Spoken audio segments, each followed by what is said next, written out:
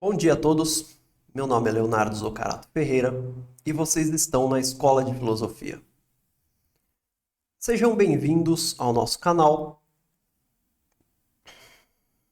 Na aula de hoje, nós vamos falar sobre a Era do Bronze, uma era de grandes desenvolvimentos, de uma grande transformação e o lar das primeiras grandes civilizações que nós estudaremos no nosso curso.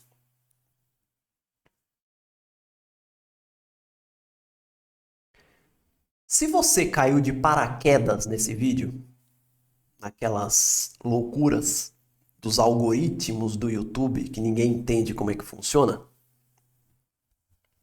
nós estamos dando um curso sobre a história da Grécia. Nós já gravamos as 4 primeiras aulas e essa é a quinta. E a regra do jogo aqui é a seguinte: eu dou as aulas e vocês apoiam o canal. Então eu deixo na descrição a maneira como vocês podem fazer isso. Vocês podem dar um like no vídeo, se inscrever no canal, podem convidar seus amigos para assistir a aula, puta programão, e podem fazer comentários.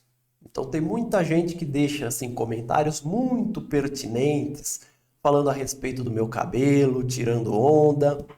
Vocês podem também fazê-lo. Entra aí na fila e deixe seu comentário. Vocês podem também fazer doações. Vocês podem dar um valeu demais e integrar o nosso clube de membros. A gente tem lá um clube de membros crescendo, sempre gente nova. E vocês podem fazer parte dele também.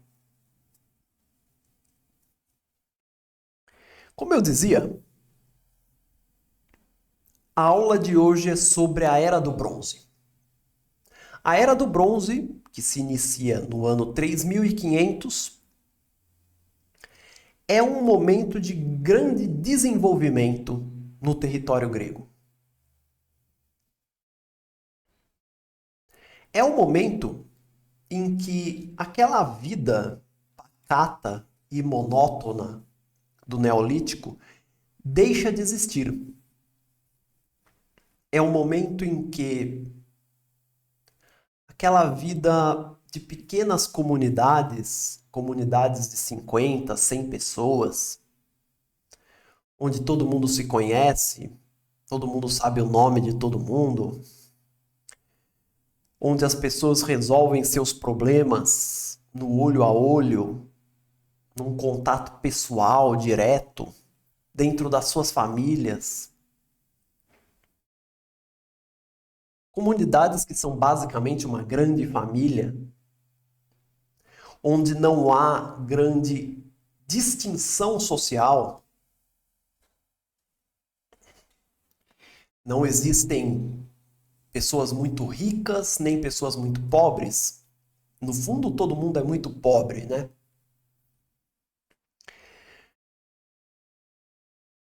Comunidades em que o tempo parece que não passa, porque todo mundo está ali fazendo sempre a mesma coisa, as mudanças são muito lentas, as pessoas em geral fazem aquilo que os seus pais faziam e que os seus avós faziam.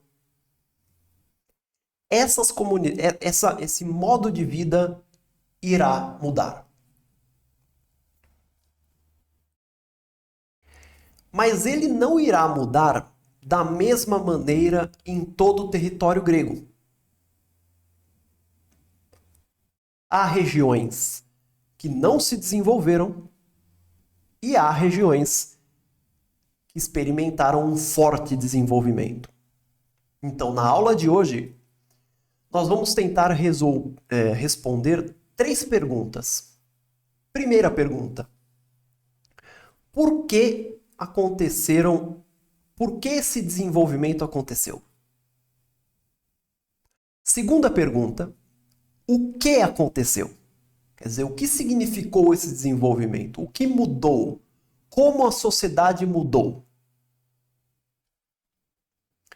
Terceira pergunta: aonde mudou? Quais são os lugares da Grécia que se desenvolvem e quais não se desenvolvem? Esse é o nosso roteiro para a aula de hoje.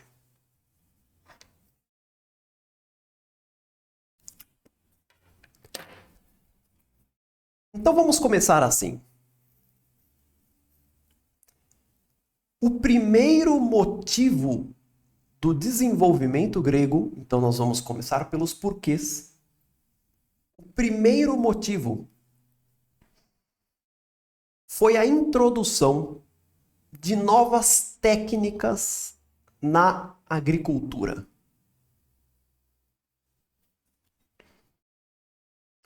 Quando eu falo isso, eu imagino o que vocês estão pensando. Alguns podem estar pensando assim: pô, lá veio o professor Leonardo falar de novo de desenvolvimentos técnicos. Não. Tudo bem. Mas deixa eu explicar uma coisa. Existe uma diferença grande entre a maneira como eles viviam e a maneira como nós vivemos. Nós somos pessoas da cidade. O nosso modo de vida é o modo de vida da cidade. Eu não sei vocês. Eu cresci em São Paulo. Eu nasci e cresci na cidade de São Paulo. Eu sou paulistano. A minha selva é a selva de pedra. Então a gente está acostumado com o paradigma da cidade. Se você precisa de alimento, a primeira alternativa que passa na tua cabeça não é deixa eu plantar para depois colher. A primeira alternativa é vou lá no mercado com dinheiro e compro.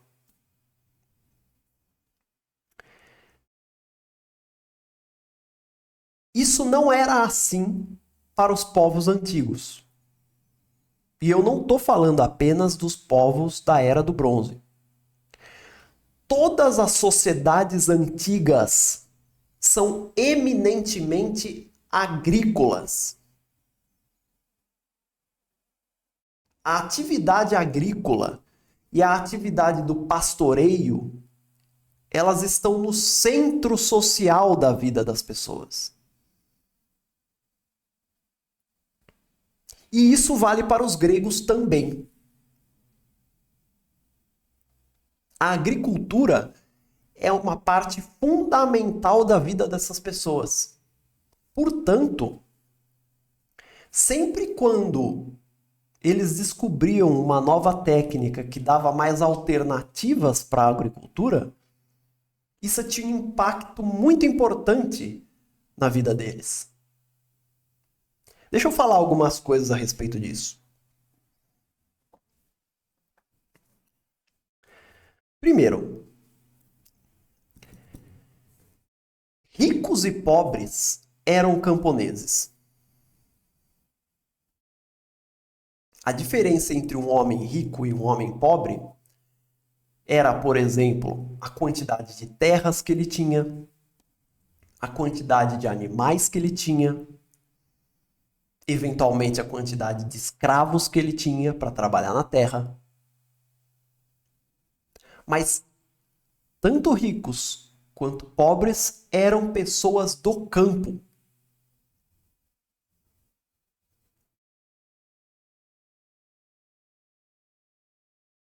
Mesmo na era dos palácios micênicos e minoicos,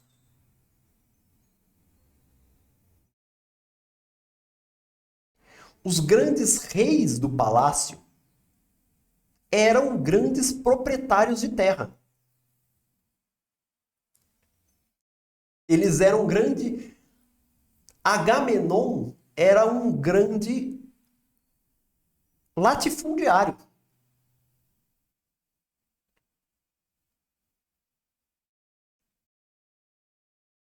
A terra estava na raiz do poder dessas pessoas.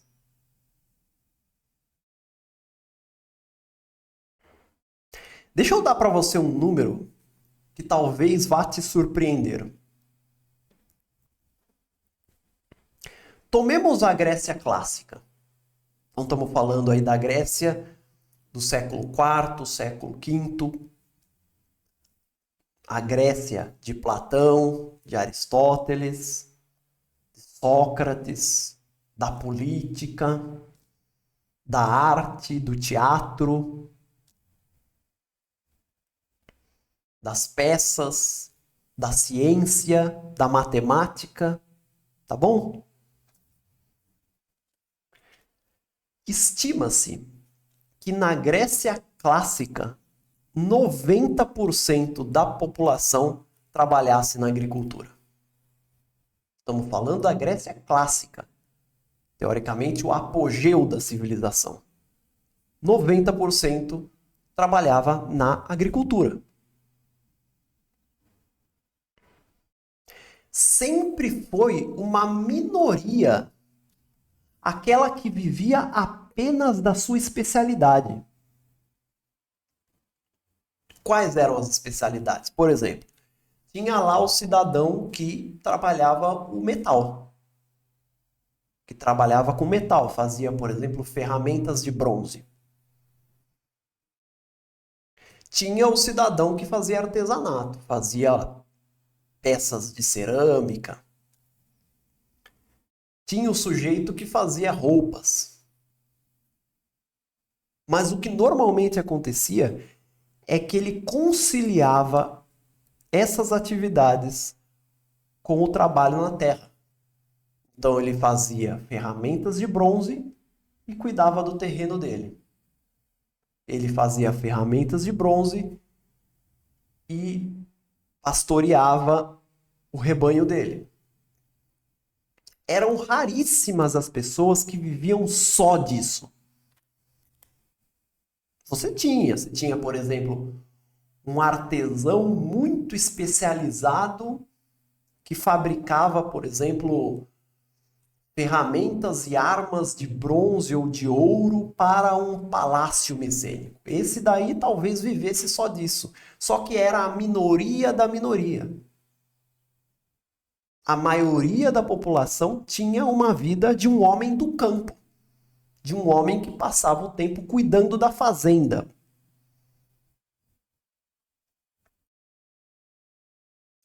Os sacerdotes cuidavam da fazenda.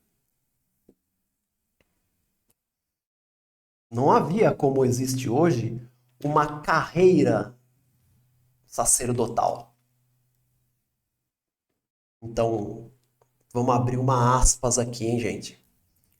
O padre, na época, ele rezava a missa, depois voltava para casa para trabalhar o terreno dele.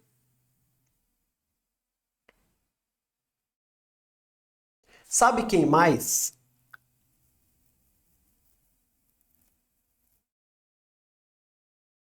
era do mesmo jeito? Os militares. Os militares também eram camponeses. Sim, os militares eram camponeses, os camponeses eram militares. Então, sobre os militares, vamos explicar isso melhor. Vocês lembram da primeira aula, quando eu disse que não existia uma nação chamada Grécia? Vocês se lembram disso? O que existiam eram comunidades. Portanto, não existia um exército da Grécia. Tá? Existia o quê? Um exército de Atenas, um exército de Esparta, um exército de Corinto. Mas não existia um exército da Grécia. O que acontecia de vez em quando era que eles formavam coalizões. Então, por exemplo, quando a Grécia foi invadida pelos persas, foi aquele pega pra capar, né? Todo mundo ficou desesperado e aí eles perceberam que eles tinham que se unir para enfrentar esse desafio comum. E aí eles formaram uma coalizão. Mas mesmo essa coalizão não significou a formação de um exército grego. A coalizão era basicamente uma forma de tentar coordenar os esforços, mas ainda assim era o contingente de Corinto, o contingente de Tebas, o contingente de Atenas lutando contra o inimigo comum.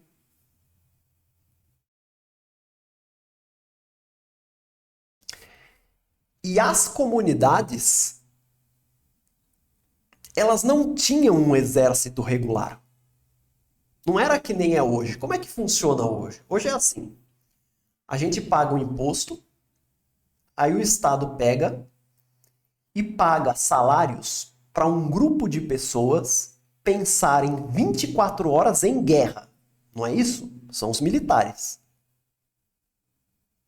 Então a profissão do cara, a vida do cara é isso. Ele não vai capinar o terreno dele. Ele não precisa. Ele recebe o salário dele para comprar comida. Alguém capinou para trazer aquela comida para ele. Tá? É assim que funciona hoje. Na época não era assim. Na época, o camponês era o soldado e o soldado era o camponês. Então, quando uma comunidade entrava em guerra, estava diante da iminência de um inimigo, iria ser invadida, enfim. Quando era necessário o exército, o que eles faziam era um recrutamento de todos os homens da cidade em idade adequada. E essas pessoas eram os moradores da cidade, eram os cidadãos da cidade.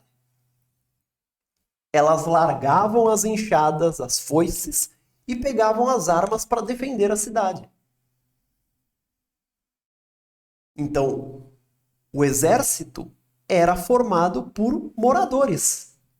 Uma espécie de milícia, vai.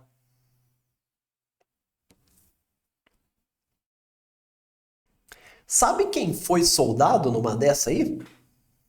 Tô tentando me ajeitar na cadeira aqui. Sabe quem foi soldado numa dessa aí?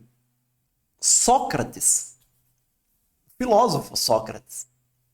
Sócrates estava lá ponderando, né, sobre o mundo das ideias e não sei o que, meditando, quando um belo dia alguém bateu na porta dele e falou: olha, escuta, tem uma guerra rolando aí, a gente vai precisar de você. E ele foi.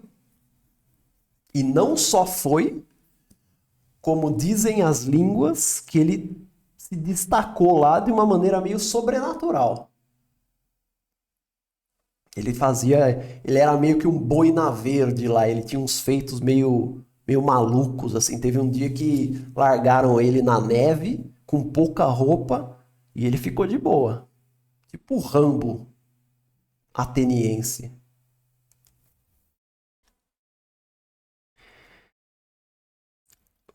Quer ver uma coisa, quer ver uma coisa interessante também?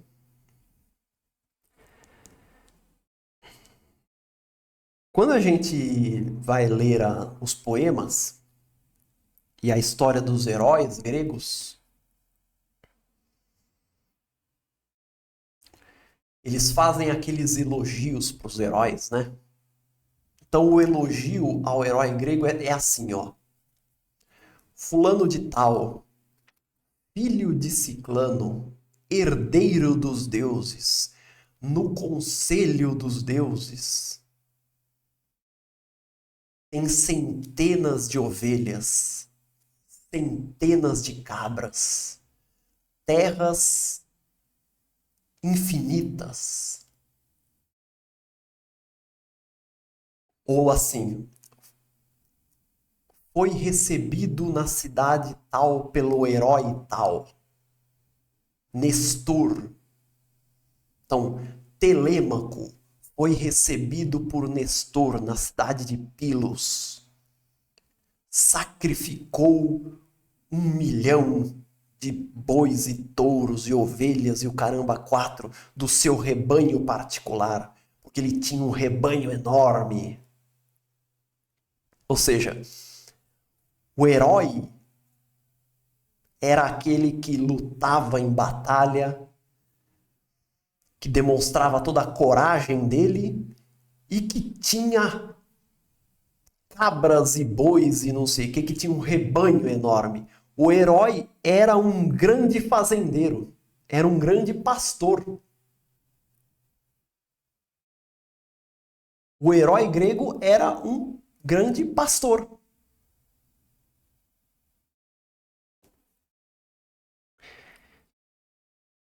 Tem até algumas passagens que, pra gente, é muito divertido, né? Eu fico comparando com os heróis de hoje. Tem algumas passagens que são muito divertidas, por exemplo, da Odisseia. Eles estão contando a história de Odisseu. E Odisseu é bom em tudo, né? Odisseu era homem com um H maiúsculo. Ele era bom em tudo, fazia tudo muito bem, né? Ele construiu sozinho um barco. E ele fazia tudo muito bem, humilhava, atropelava todo mundo com as capacidades dele, enganava todo mundo. Mas existem algumas passagens que são muito divertidas que falam sobre a capacidade de Odisseu, por exemplo, de pastorear os seus animais, como se fosse parte do feito heróico dele. Odisseu é um herói porque luta com honra e porque cuida dos seus rebanhos. Existem várias passagens enaltecendo a capacidade de Odisseu de praticar atos que são da vida do campo. Porque eles são heróis de um povo camponês. Então aparece Odisseu lá falando como ele é bom no arado, né? Como ele me dá um arado aí para você ver o que eu não faço. Então são passagens como essa. Para nós é divertido. Para nós é. Pense nos nossos heróis. Quem que são os heróis de hoje aí? É os Vingadores, né?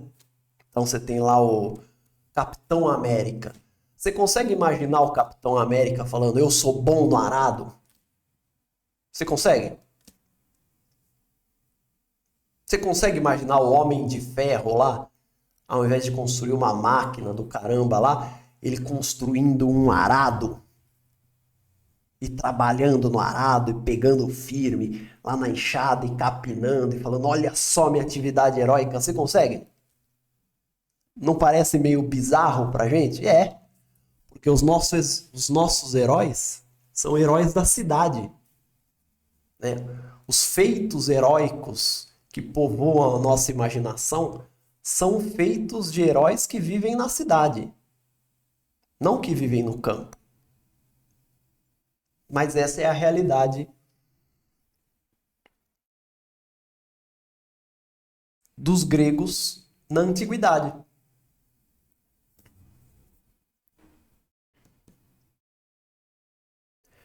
Tudo isso eu falei, todo esse monte de bobagem, eu falei para explicar o quão importantes são os avanços técnicos na agricultura. Tudo isso foi para explicar isso. Então, vamos dar um exemplo de um avanço técnico.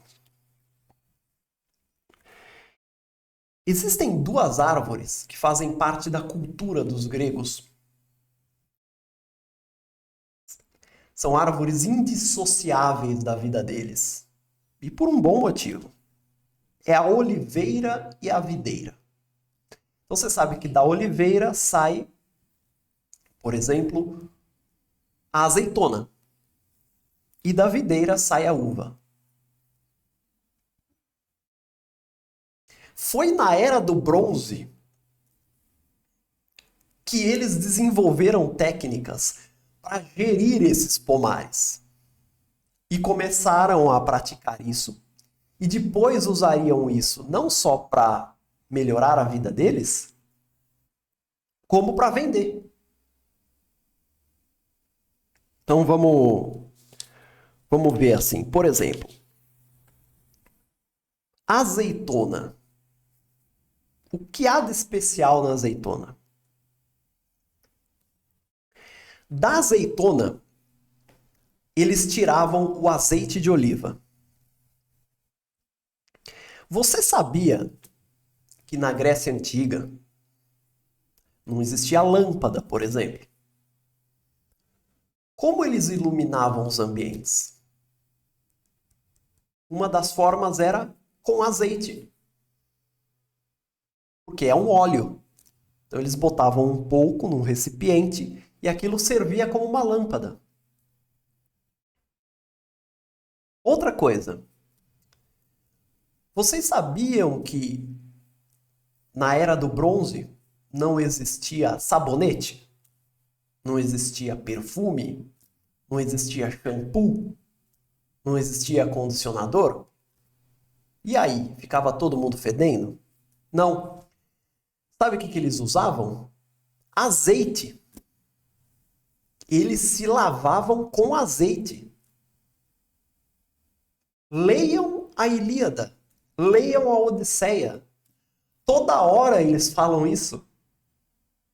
Toda hora. Então, por exemplo, o Odisseu chega numa cidade tal, todo cansado, todo fodido. E aí ele aparece lá no palácio e é bem recebido pelo rei. E aí o rei ordena que as escravas deem um banho em Odisseu, ungindo-o em azeite. Não era azeite puro, era um azeite que eles chamavam azeite perfumado. Era um azeite misturado com flores, etc. Mas era azeite. Eles usavam isso como sabonete. Eles se lambuzavam nisso aí. Eu sinceramente não sei se é bom ou não.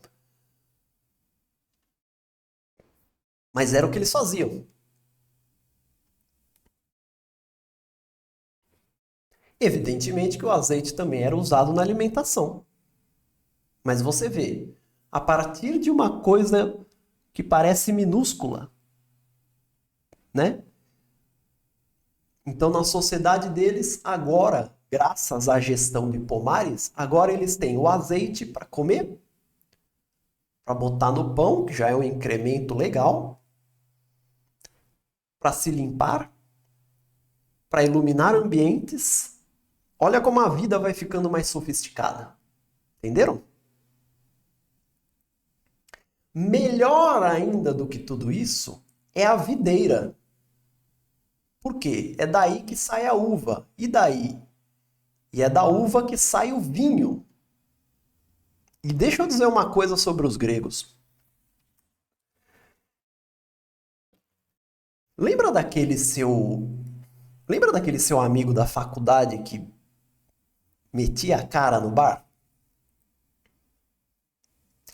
Ele não é fichinha perto dos gregos.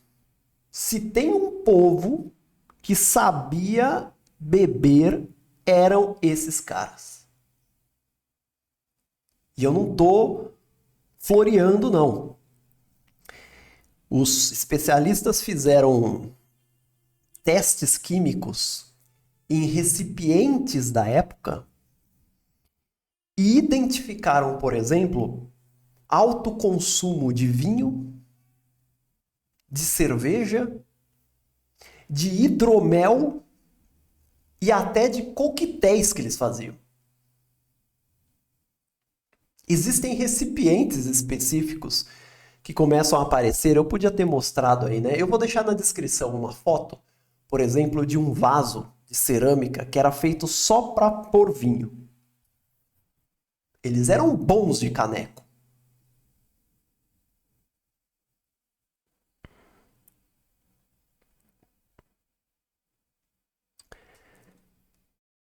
Vamos lá.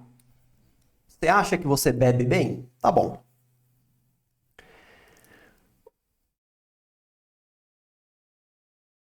Qual é um dos principais deuses do panteão grego? Não é Dionísio?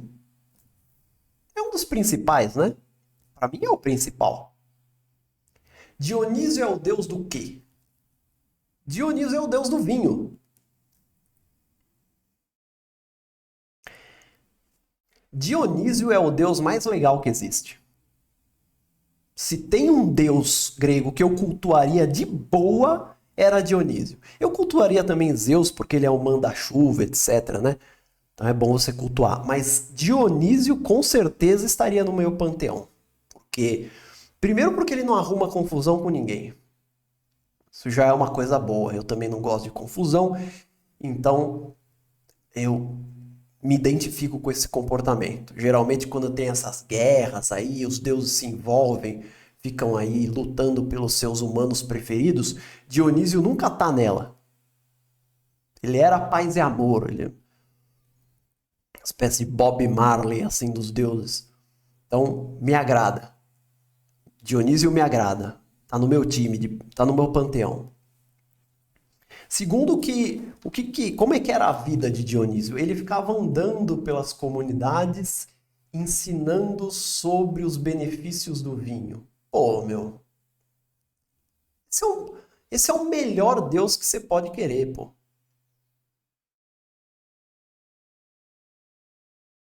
O vinho, ele era muito usado em rituais também, não só para bebedeira pura e simples, banquetes e tal, mas também para rituais religiosos. Festivais, por exemplo, eles usavam o vinho naquilo que ficou conhecido como libação. Né? Sabe aquela brincadeira que você faz quando você deixa cair um pouco de bebida alcoólica no chão e você fala, essa daqui é pro santo? Então, eles faziam isso, só que eles levavam a sério. De fato, era pro santo, não é? Eles faziam libações. Então, eles ofereciam um pouco do vinho, por exemplo, para a terra. Era uma maneira deles agradecerem aos deuses. A terra deu a eles o sustento e eles devolviam um pouco desse sustento à terra através do vinho.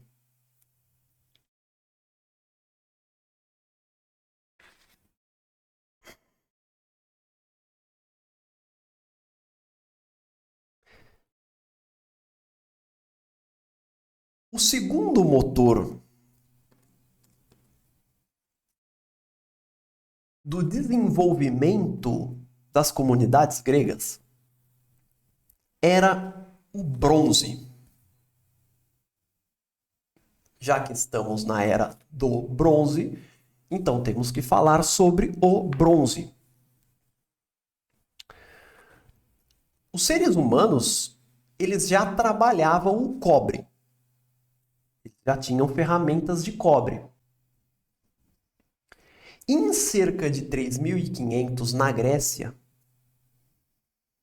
os gregos eles aprenderam com os orientais, eles aprenderam que se você misturar, quando você está forjando o metal, se você misturar 90% de cobre com 10% de estanho, você tem um material chamado bronze, que é um material muito mais eficiente, muito mais resistente e muito mais durável do que o cobre.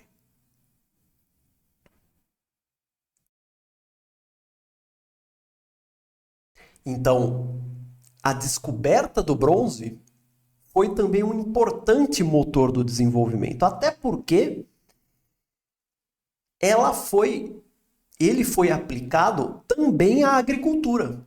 Por quê? Porque as pessoas começaram a trabalhar a terra com ferramentas de bronze, que eram muito mais eficientes do que as outras ferramentas que eles tinham. Só que tem uma questão. O território grego não tem muito cobre e não tem estanho. Então o pulo do gato aqui é que os gregos tiveram que buscar isso fora.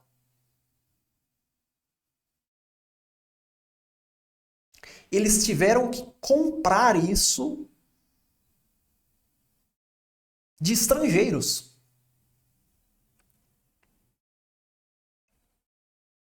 E o que você acha que eles usaram para comprar cobre e bronze? Aquilo que eles tinham.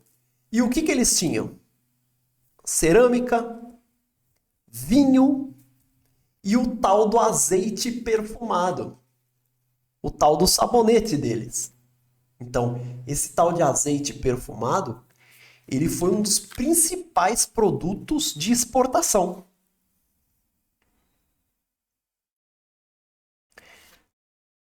Quando os gregos sentem a necessidade de importar a matéria-prima do bronze, eles se integram ao comércio mundial. E este é o terceiro motor do desenvolvimento. Então, não sei se vocês estão entendendo o processo que está acontecendo aqui. Quer dizer, os gregos na agricultura conseguiram um excedente e uma diversidade de produtos que agora eles tinham o que vender. Ao mesmo tempo, eles descobriram o bronze. Então agora eles sabiam o que eles queriam comprar. Então eles tinham interesse em comprar e tinham o que vender. O que aconteceu? Eles entraram no comércio mundial.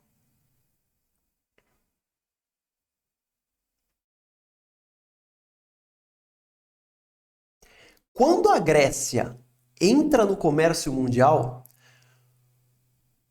tudo começa a mudar no território grego. Por quê? Vamos imaginar o seguinte, olha só.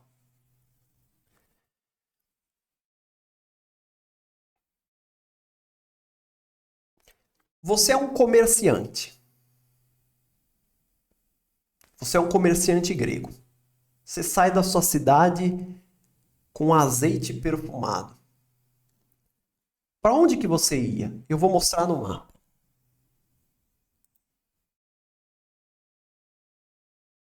Vou pegar um mapa aqui.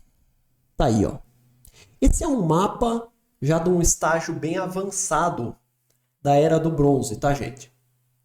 Já estamos falando aqui do ano 1400. É que eu não achei um mapa mais antigo, mas é só para mostrar isso para vocês. Olha.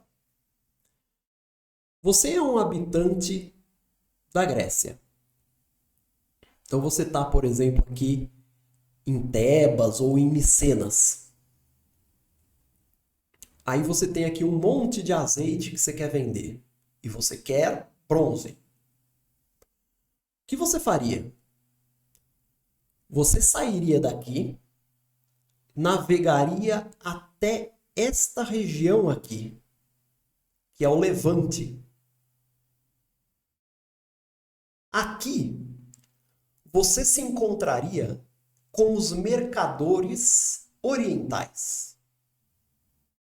Você compraria deles cobre e estanho e você venderia a eles os seus produtos. Aí depois você traz esses produtos. Só que quando você vai até o Levante, antes de você ser mercador, você é um ser humano.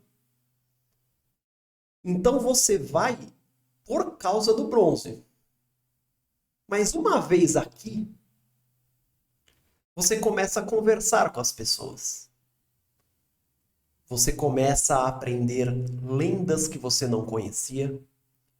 Você passa a conhecer uma cultura diferente da sua. Você passa a ouvir histórias que antes você não ouvia. Lendas diferentes das lendas que você conhecia. Você passa a descobrir técnicas que você não descobria. Aonde eu quero chegar? Na carona do bronze,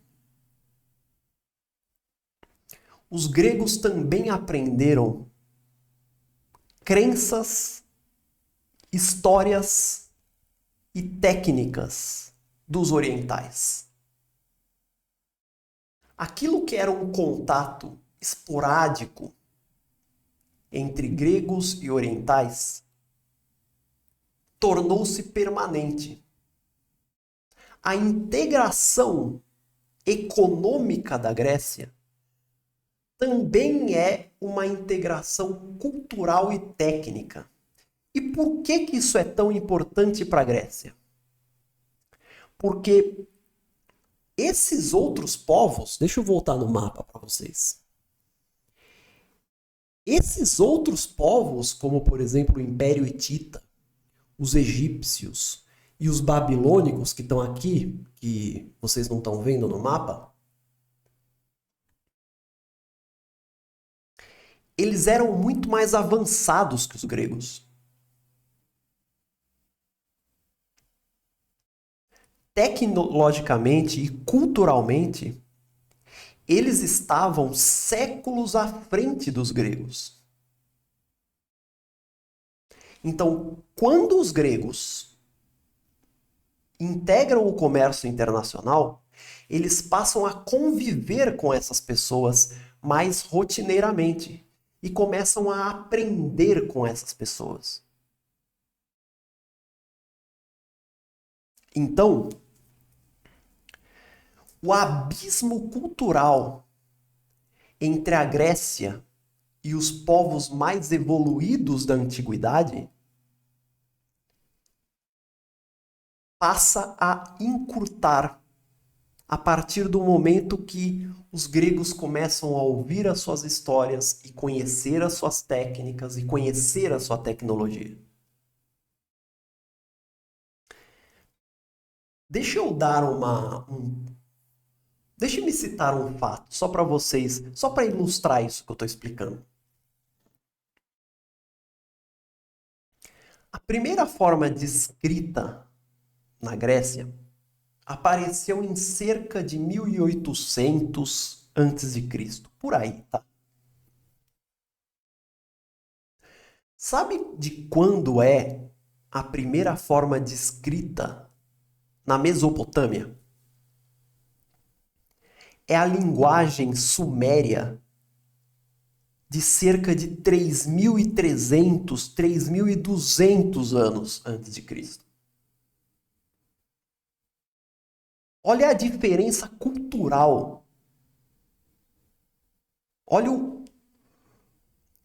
a distância cultural que existia entre os povos orientais e os gregos. Nós estamos falando de 1000 e tantos anos de diferença.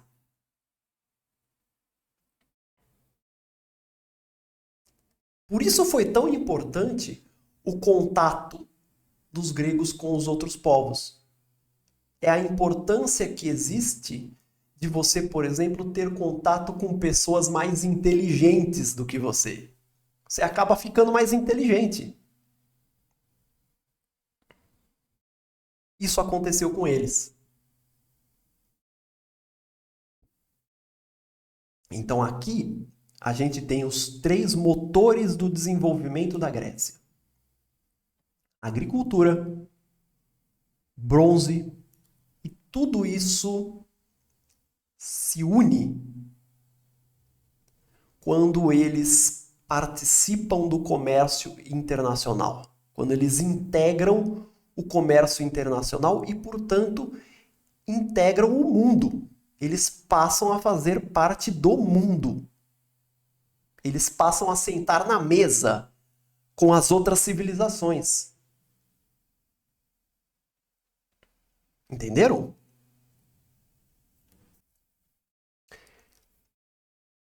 Essas foram as circunstâncias que explicam o desenvolvimento da Grécia. Vamos agora falar sobre o quê? Isto é, vamos falar sobre o que mudou. Antes nós tínhamos aquelas pequenas comunidades do Neolítico. O que mudou? Primeiro, a primeira coisa óbvia que mudou foi o tamanho das comunidades. Então, se antes a gente tinha comunidades com 200 pessoas no máximo, agora você tinha comunidades com 500 pessoas, com 800 pessoas, com 1000 pessoas. E evidentemente que quando você tem uma comunidade desse tamanho, você também tem uma maior complexidade social. Você tem mais coisas acontecendo, você tem mais serviços sendo prestados. Então agora você já tem o cara do azeite, já tem o cara do vinho, tem o cara que faz o tecido, tem o cara que trabalha o bronze. Não exclusivamente. Todos eles têm seu pedacinho de terra. Mas você também tem uma diversificação maior dessas especialidades. Esse é a primeira coisa que mudou. A segunda coisa que mudou é que o mundo ficou mais violento. Por quê? Porque antes as comunidades sentiam que precisavam umas das outras. Agora elas não sentem mais.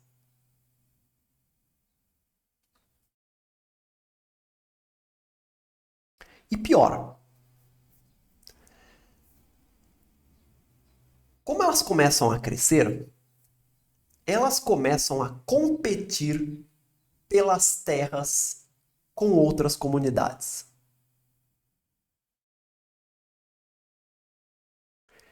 O que acontece? Guerras. Então o mundo fica mais violento. Por quê? Porque agora não só elas não têm muito motivo para entrar em contato com as outras ou para precisar das outras, né? Vocês se lembram da explicação que eu dei a respeito do fenômeno da exogamia na última aula? Mas elas também têm um bom motivo para brigar, que é as terras. A Grécia é escassa em terras. Então agora elas começam a brigar por terras, pelo alimento. E aqui, aquelas comunidades que detinham a técnica do bronze, evidentemente tinham uma vantagem militar essencial em relação àquelas que não detinham. Então, nesse momento, algumas comunidades começam a se impor em relação às outras.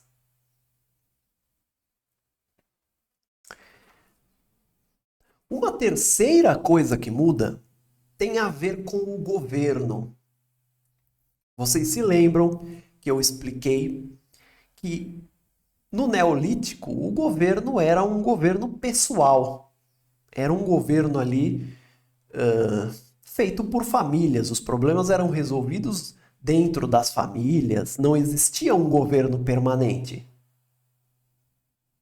Agora existirá. Agora, essas comunidades maiores, elas não conseguem mais ser administradas como grandes famílias. Elas já ficaram grandes demais para ser uma família. Então agora, um grupo, ou uma família, ou uma pessoa irá assumir a função de administrar toda a sociedade, toda a comunidade. De tomar decisões e, normalmente, de julgar também.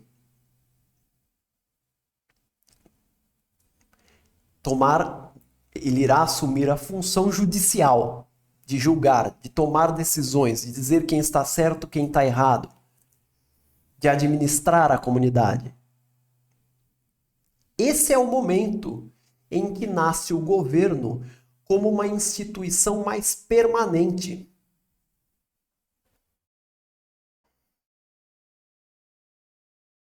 O motivo que levou alguns indivíduos a governarem e outros a serem governados é muito nebuloso. Na verdade, nós poderíamos fazer um curso inteiro só disso, só tentando explicar por que que alguns indivíduos governam e outros são governados.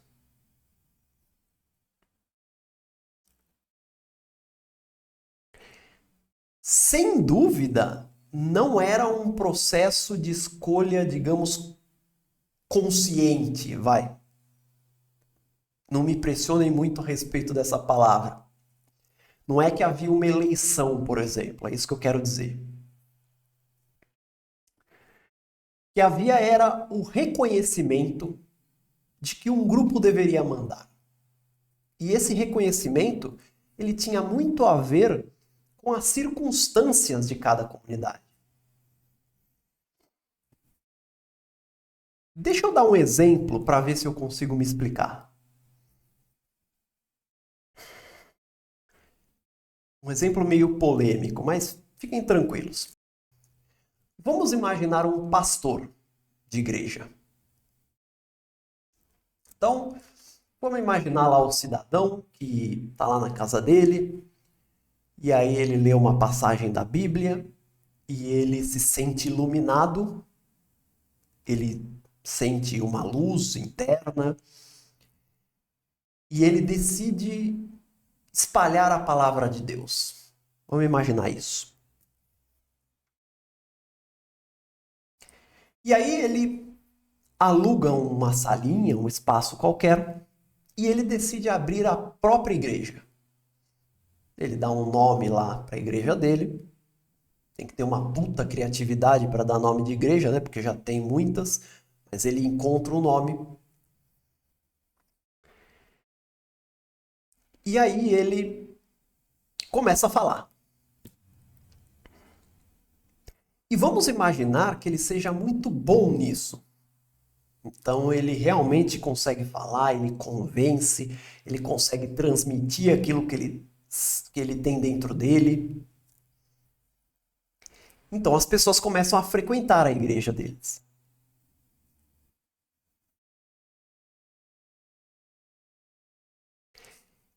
Quer ele queira, quer ele não queira, as pessoas vão esperar algo mais da pregação dele. Elas não esperam apenas que ele ensine a elas a palavra de Deus. Elas esperam dele também uma liderança. Conforme as pessoas se encantam com ele, elas também vão pedir a ele ajuda para resolver problemas pessoais. Então a pessoa vai encostar nele, vai falar a respeito do filho dela, que está, sei lá, com algum problema, e vão esperar dele que opine sobre questões que são privadas. Então, naturalmente, ele conquista uma ascendência sobre essas pessoas.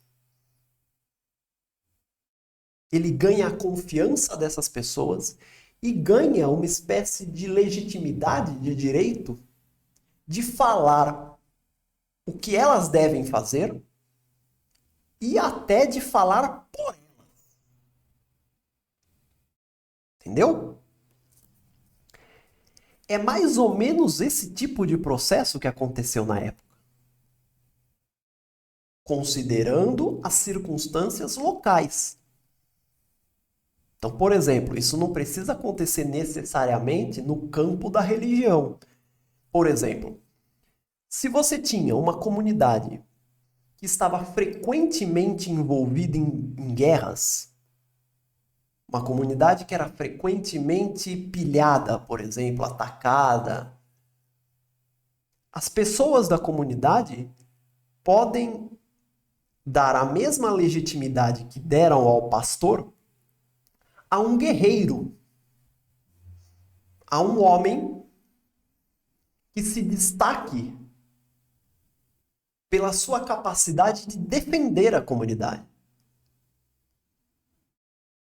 São assim, são por coisas como essa que algumas pessoas se tornam governantes e outras governados.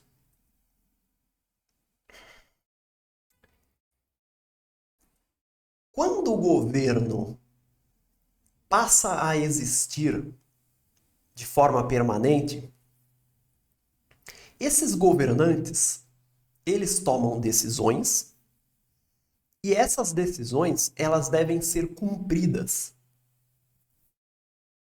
Então, abaixo do governante, ao longo da Era do Bronze, nasce toda uma classe de cumpridores das ordens dos governantes, cumpridores e mantenedores do governo. Quem são eles? Os burocratas, os funcionários públicos. E aí nascem instituições que são amadas pelo povo brasileiro, que são adoradas por todos. Palavras que quando você ouve, quando alguém diz que você tem que ir para um lugar desses, o seu coração fica leve, você já percebe que vai ter um dia gostoso, um dia agradável. Então nascem coisas como, por exemplo, cartórios, reconhecimento de firma, formulários. Você acha que eu estou sendo anacrônico? Os palácios micênicos e minoicos tinham cartórios. Não tinha o nome de cartório, né? Não é que você ia chegar lá em Faistos e ia ter lá registro civil, 12º registro civil. Não era assim, né? Mas eles tinham cartórios. Eles tinham cartórios. Eles tinham carimbos.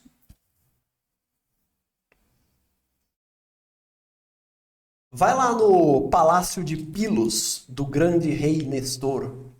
Dita aí na internet, eu não peguei. Vamos ver se eu pego aqui rapidão, vai. É que eu não tinha separado. Vamos ver se eu pego isso agora. Vamos ver, ó.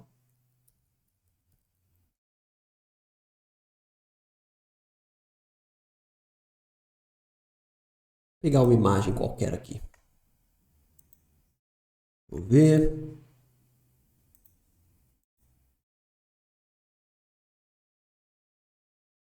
Ó, botei aí na tela.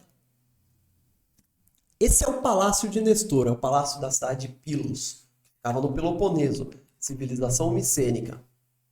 Tá vendo essa salinha aqui? Se eu não me engano, é o número 7. Sabe o que é isso? É um cartório. É um arquivo isso aí. Essa era a entrada do palácio. Aqui era onde ficava o rei. Esse era o trono dele. Essa sala se chama Megaron.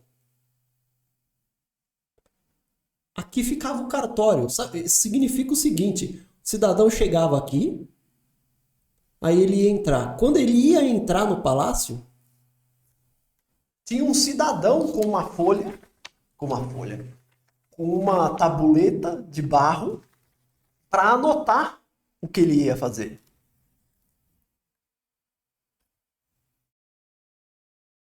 Então ele entrava no palácio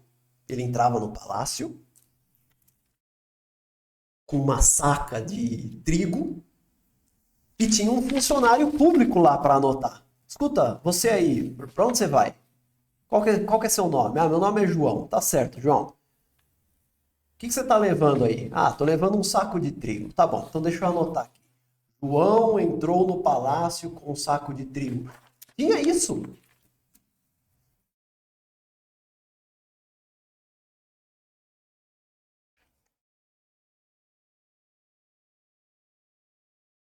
Então,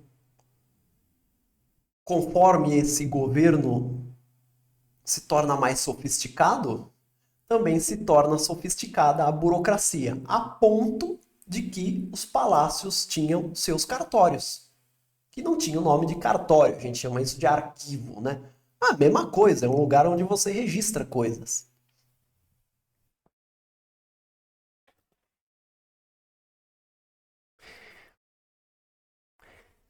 Uma outra coisa que muda é a desigualdade social. Vocês se lembram também da descrição que eu fiz no começo da aula sobre como o Neolítico era um local onde as pessoas não eram nem muito ricas, nem muito pobres. Certo? Bom, isso começa a mudar aqui. Essas famílias governantes, essas pessoas que de repente estavam agora governando, elas não tinham nenhuma, digamos, nenhum conceito ético de bem público, fazer o bem para as pessoas, isso não existia. Elas tinham sido legitimadas para resolver alguns problemas lá da comunidade, basicamente ligados à segurança, mas como os governos controlaram o comércio, a agricultura, a terra, o bronze, essa elite governante usou o governo para benefício próprio. Que surpresa, não? Ainda bem que isso não acontece mais, né? Ainda bem que só acontecia isso na época micênica, minoica, né? Esses governantes passaram a enriquecer. Então a história é assim: quanto mais ricas se tornam as sociedades, mais desigualdade social existe entre elas. E a desigualdade social é da elite que controla o governo e pode, portanto, controlar a economia, e das pessoas que não o controlam.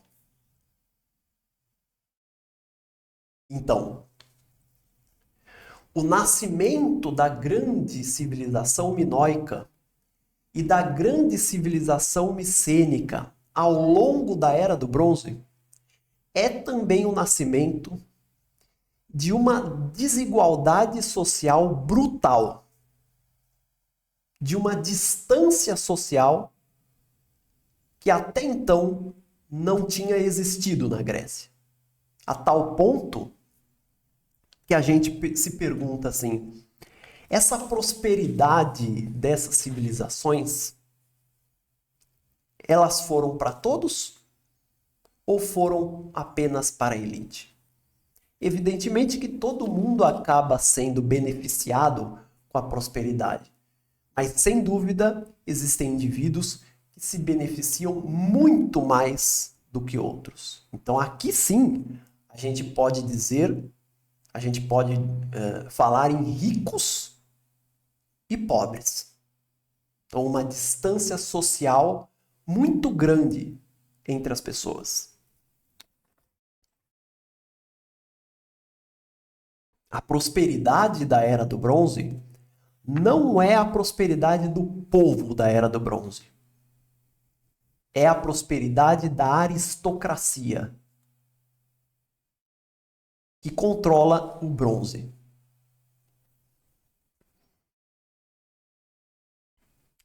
Para resumir esse ponto, o início da Era do Bronze é a transição entre o igualitarismo social do Neolítico e a alta estratificação social das civilizações micênicas e minoicas. E esse é um fenômeno que, de certa forma, também estava acontecendo nas outras civilizações, na egípcia, na babilônica, entre os hititas, todo lugar era mais ou menos assim. Não haviam conceitos como fazer bem para o povo e espalhar a riqueza, não havia nada disso nesse momento, tá bom? Certo.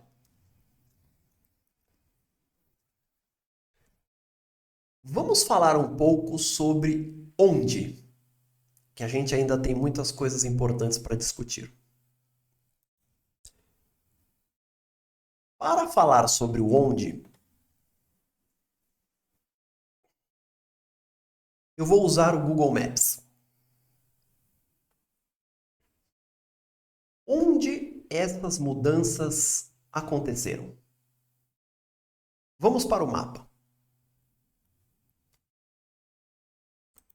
Passar aqui. Tá aí. Nossa gloriosa Grécia.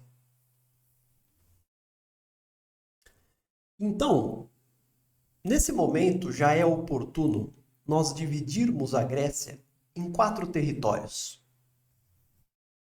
Primeiro, o norte.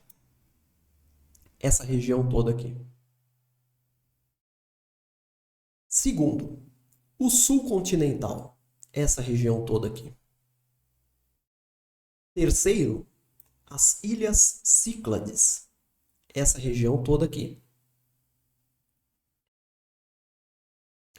Quarto, Creta. Esta ilha aqui. Ilha de Creta.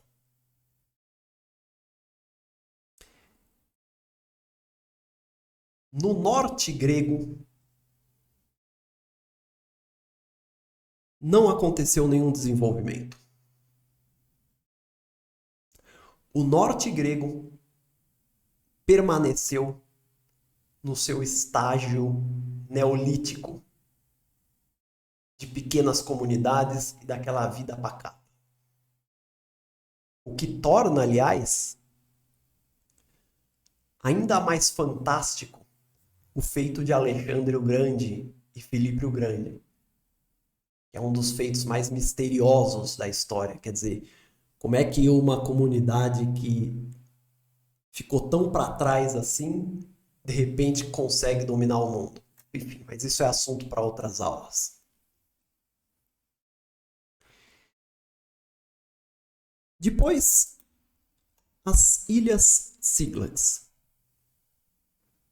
Essas ilhas são pequenas comunidades. Então, elas tiveram sua importância, elas tiveram sua cultura própria. Nós vamos estudar essa cultura na próxima aula, que tem algumas coisas bem interessantes. Mas, de modo geral, essas ilhas sempre pegaram carona com o desenvolvimento micênico e minoico. E, inclusive, algumas dessas ilhas eram colônias micênicas e minoicas. Então elas se desenvolveram também. Existem algumas comunidades importantes, por exemplo, nós vamos falar na próxima aula. Havia uma importante comunidade nessa ilha, que era a ilha de Tera. Mas era, por exemplo, uma ilha que era quase uma colônia minoica.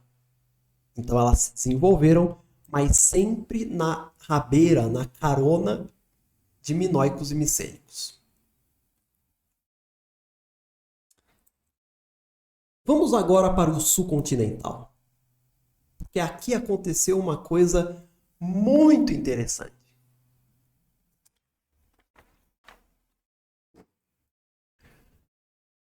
O sul continental estava se desenvolvendo. Tá? Ele estava se desenvolvendo. Eu vou até tirar o mapa para poder explicar para vocês. O sul continental ele estava se desenvolvendo, certo? ele se desenvolveu, as comunidades crescendo, tudo bombando, até o ano 2100 antes de Cristo.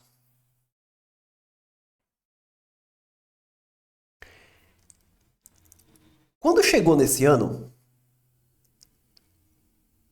esse território foi invadido por um grupo de fora. Um grupo que ninguém sabe direito de onde veio. Olha só, vocês vão ficar louco aí.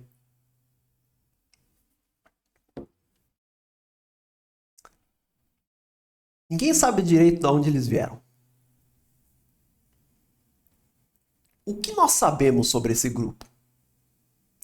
Nós sabemos que eles falavam uma língua que era de uma família de línguas chamada indo-europeu. Vai guardando a informação. O indo-europeu é uma língua-mãe. Então, para vocês entenderem, funciona mais ou menos assim. Em algum momento da história, as pessoas não falavam português, alemão, inglês, espanhol, francês. Como elas estavam todas juntas, elas falavam uma língua só. Então haviam algumas dessas línguas mães. Uma delas era o indo-europeu. Na medida em que os grupos foram se dividindo, cada um foi para um lado do planeta, as palavras foram mudando e foram tornando-se únicas naquele grupo. Então essa língua mãe se especializou. No caso do indo-europeu, virou o latim, o português, o espanhol, o sânscrito, virou a língua indiana, sânscrito, o alemão, as línguas eslavas.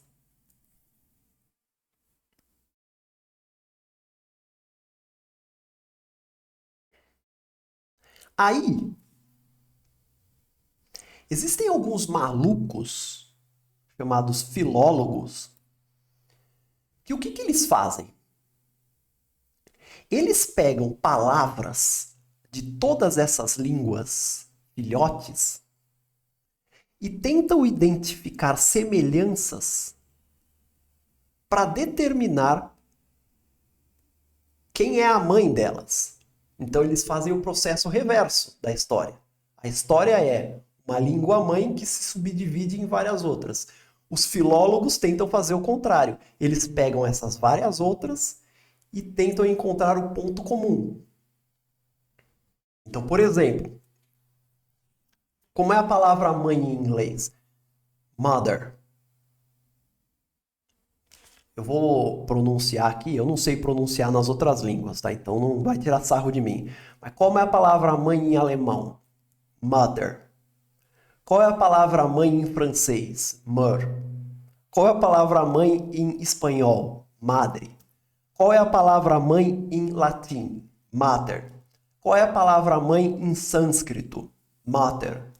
Qual é a palavra mãe em português? Mãe. Então, tudo parecido, não é? Eles interpretam esse parecido como uma filiação a uma mesma língua, que eles chamam de indo-europeu. A gente podia até imaginar, por exemplo, textos antigos religiosos, como por exemplo da Bíblia, que nos falam sobre Deus separando os homens enquanto separa suas línguas. Lembra da história toda da Torre de Babel e etc? Então, aonde você quer chegar? Sabe qual é uma das línguas do indo-europeu? O grego. O grego era indo-europeu. Espera um pouquinho, professor. Essas pessoas que chegaram no sul continental falavam o indo-europeu. Sim. Que língua que eles falavam? O grego. Você está querendo me dizer que os gregos chegaram na Grécia apenas nessa data? Exatamente. Exatamente. E aí, não ficou impressionado? O que a gente está dizendo é que tudo que nós, toda vez que nós usamos a palavra Grécia nas aulas anteriores, nós estávamos usando por uma conveniência expositiva. Que os gregos chegaram em 2100. Eu devo dizer, eu estou falando com uma certa certeza aqui, mas isso é um debate infernal, tá? Os caras ficam se matando aqui para saber se isso é verdade ou não. Então eu devo dizer a vocês que existe debate em relação a isso. Mas parece que já existe um consenso a respeito disso. Isto é, em 2100, em 2100, grupos alienígenas, não estou dizendo grupos de outros planetas, tá? Grupos de outros locais do planeta chegaram à Grécia e esses grupos falavam indo-europeu. Esses eram os gregos. Esses eram os gregos.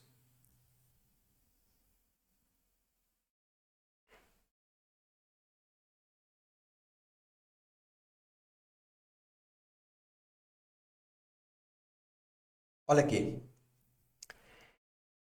Isso é uma máscara micênica.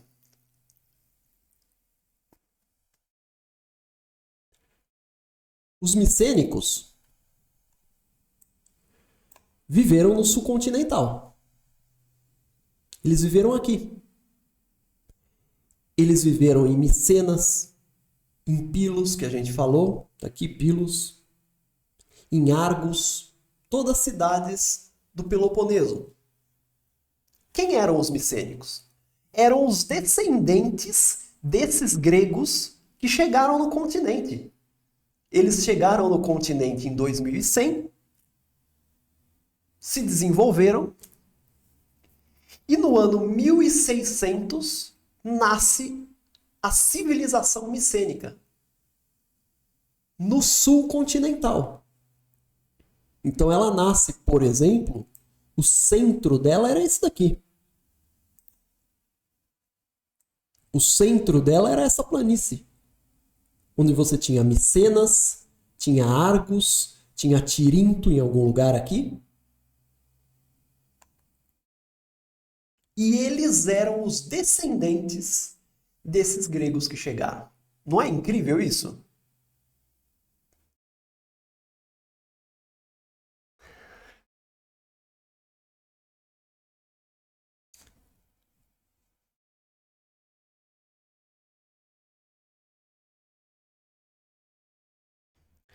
Por fim, temos Creta.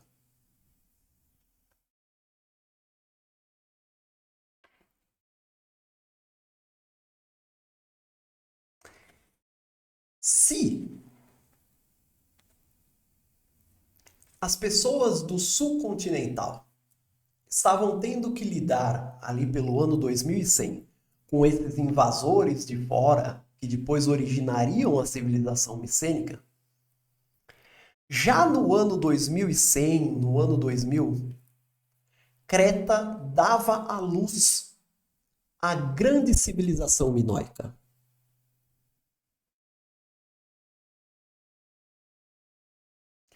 Os minoicos foram a primeira civilização da Europa.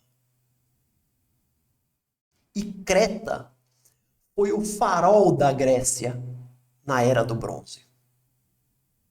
Então, olha que coisa incrível. A gente pensa sobre a Grécia e a gente pensa, por exemplo, sobre Atenas e Esparta, não é? O centro do mundo grego na Era do Bronze, na maior parte da Era do Bronze, não foi o continente, foi a ilha de Creta. Até pela posição geográfica dela, no meio do mar Mediterrâneo, ela foi um entreposto entre todas as novidades culturais que os gregos aprendiam no Levante e o resto do território grego.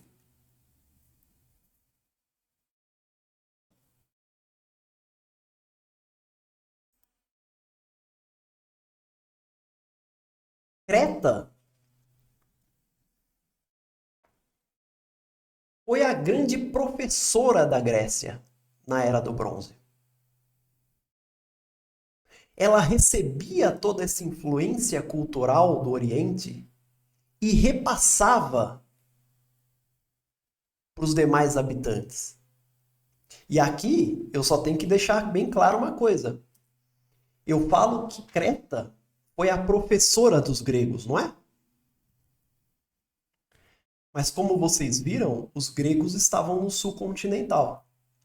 Esses caras aqui, os cretenses, os minoicos, eles não eram gregos. E eles foram os professores.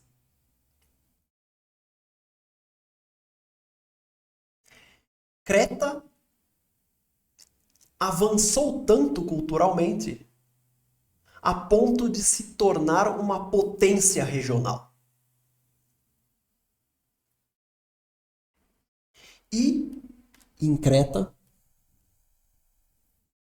se desenvolveram cidades importantíssimas, como por exemplo Knossos, que foi a grande cidade do território grego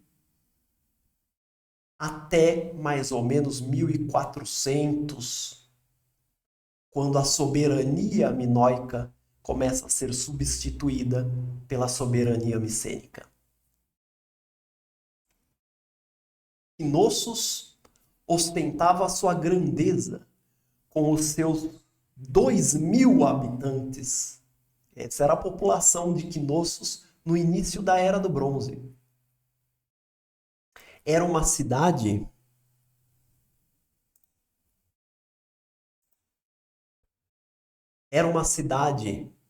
com ruas planejadas, com canais de drenagem, de saneamento e com enormes palácios, como esse que vocês estão vendo na tela.